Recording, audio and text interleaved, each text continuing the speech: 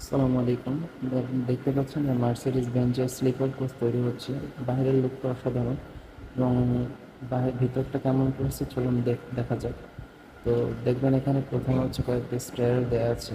ভিতরের কাজগুলো তেমন একটা বাকি নেই, খুবই কমপ্লিটেড। এবং এই যে এখন শুধুমাত্র ওয়ারিং কাজ বাকি করে গদিগুলো বসিয়ে দেবে।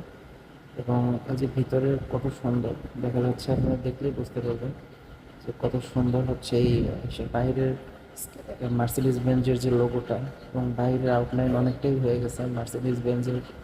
দেখবেন যে গাড়িটার যে সামনের দিকের যে লুকটা এবং সাইডের যে লুক, এটা অনেক এগ্রেসিভ। সামনের দিকে ওদের যে হচ্ছে হেডলাইটটা, এটা খুবই অ্যাগ্রেসিভ, আপনারা দেখলেই বুঝতে পারবেন। দেখুন,